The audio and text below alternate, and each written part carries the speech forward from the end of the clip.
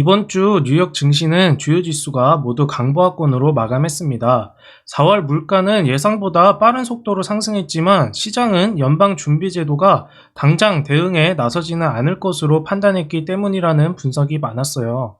다음 주 31일 월요일은 메모리얼 데이로 미국 시장은 휴장이고 황금 연휴에 지난 금요일 증시는 몇몇 공매도 이슈 종목을 제외하고는 활기를 잃은 모습이었는데요. 이번 주 투자자들은 물가 지표 그리고 바이든 행정부의 예산안 발표 등을 주목했습니다.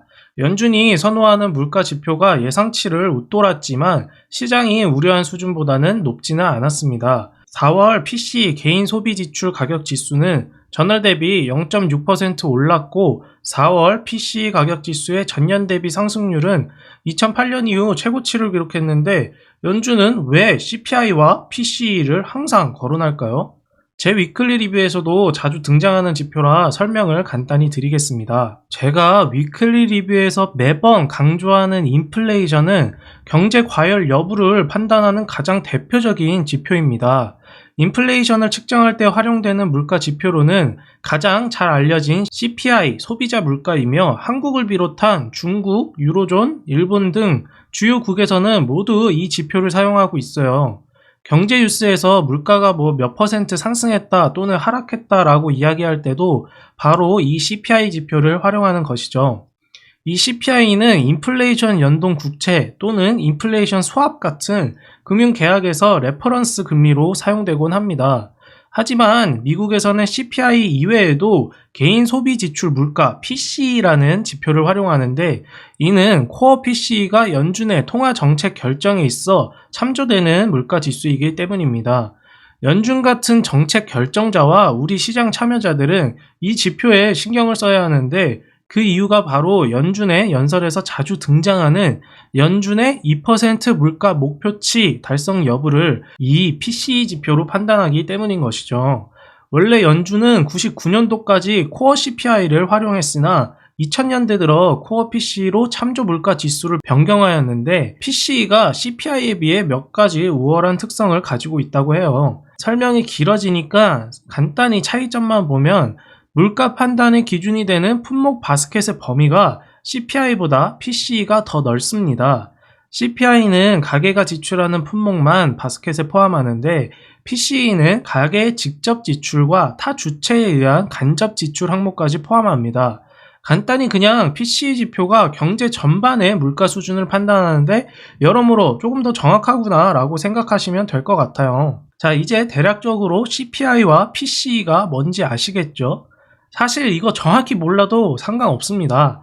요즘 연준에서 계속 테이퍼링 논의가 시작될 수 있다라고 밑밥을 까는 건 4월 이 PCE 지수가 3.6으로 2008년 이후 최고치를 찍었고 연준이 가장 중요하게 생각하는 지표이고 테이퍼링을 실시할지 말지 결정하기 전 참고하는 지표이므로 관심 있게 여러분도 지켜보시면 됩니다.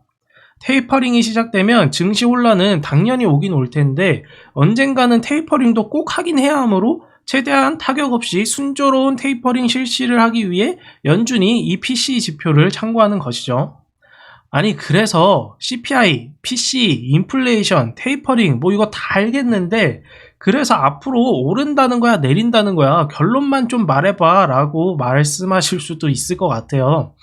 제가 판단하는 현 상황은 지금까지 연준의 기조는 인플레이션이 우려는 되지만 시장이 걱정할 수준은 아니며 우리가 지속적으로 모니터링하고 있으니 니네는 걱정하지 말고 있어봐 라는 거예요. 그래서 개인 시장 참여자들은 꼭 이런 지표들과 거시경제 공부를 해야 하고 현재 시장에 물가 압력이 있고 연준도 테이퍼링 실시 각을 재고 있으므로 당분간 이런 시장의 우려가 해소되지 않는 이상 현재의 상황은 유지되면서 확실한 반전 계기가 있기 전에는 답답한 상황은 당분간 지속될 것 같아요.